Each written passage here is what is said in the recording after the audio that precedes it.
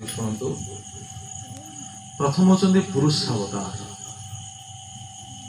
द्वितीय होचंदी गुणावतार, तृतीय होचंदी जुगावतार, चतुर्थ होचंदी लीलावतार, पंचम होचंदी मन्वंतरावतार, षष्ठ होचंदी सत्यावेश अवतार।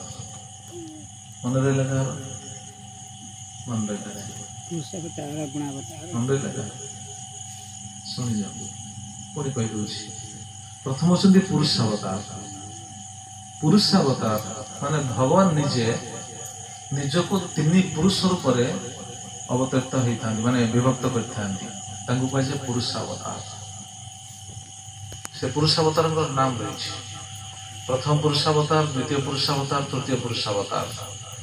प्रथम पुरुष अवतार को कह जाए कारण गोसाई विष्णु, द्वितीय पुरुष अवतार को कह जाए क्षीरोद गोसाई विष्णु, तृतीय पुरुष अवतार को कह जाए गर्भद गोसाई विष्णु। सॉरी उल्टा कहीदेली, द्वितीय होचंदी गर्भद गोसाई विष्णु, तृतीय होचंदी क्षीरोद गोसाई विष्णु।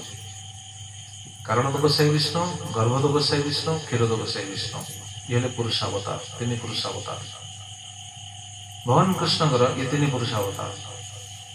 पुरुष अवतार कहले तीन जन को ही बुझाए। द्वितीय होचंदी गुणावतार, गुणर अवतार। तीन गुणर को अंगीकार कर तीन अवतार।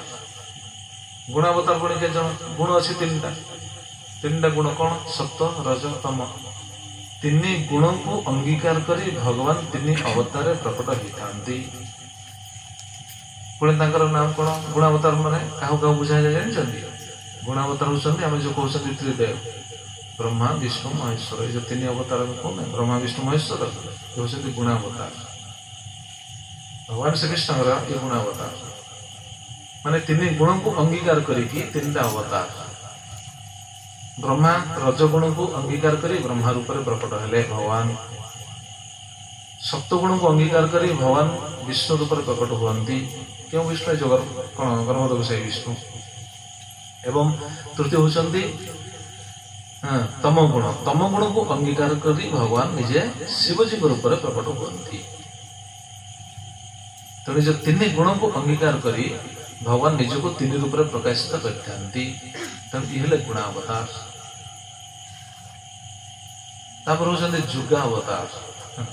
जुगावतार माने प्रति जुगरे चारटा जुग रहा। जुगावतार 4 जन, प्रति जुगरे जन जन अवतार आसती। जुगावतार से जुग सी आसती। भागवत सब मेंशन होती। प्रति जुगरे सत्यजुगर जड़े अवतार सत्यजुग अवतार, द्वापर जुग जन अवतार होती। द्वापर जुगर कृष्ण आसते, कृष्ण तो आसती, जुगावतार भी जन जन रही। लीलावतार। लीलावतार बहुत रही। जो दशावतार सब देखुं ये सब लीलावतार विभिन्न माने विभिन्न लीला संपादन भगवान विभिन्न रूप में प्रकाशित होता प्रकट होती। तो विभिन्न लीला भगवान जो जो रूप आसते गोटे लीला कर वामन देव रूप आसले से लीला कले। से लीला सरला लीला सरला। वामन देव अलग किसी लीला अच्छी कौन? आ खाली बलि को छलना करके भूमि को हरण करने आसते से लीला से आसते। जिते अवतार सब परशुराम आसते क्षत्रिय मान दमन करने आसते से लीला से आसते। तो ये विभिन्न लीला भगवान विभिन्न रूप में प्रकाशित होती कहुए लीलावतार। केतटा गले? 4टा गले। पुरुषावतार, गुणावतार, जुगावतार, लीलावतार। पंचम होचंदी सत्यावेश अवतार। भगवान कौन सी जीवन को एक स्वतंत्र शक्ति द्वारा मंडित करके जगत को प्रेरण करते निजे एक स्वतंत्र शक्ति द्वारा आविष्ट होगी आसी था कहे सत्यावेश अवतार। जमी व्यासदेव, व्यासदेव सत्यावेश अवतार। व्यासदेव भगवान अवतार ज्ञान शक्ति से मंडित होगी आसते कहीं सब शास्त्र रचना करने आसते। सत्यावेश ये बहुत सत्यावेश अवतार रही। एवं षष्ठ होचंदी मन्वंतरावतार।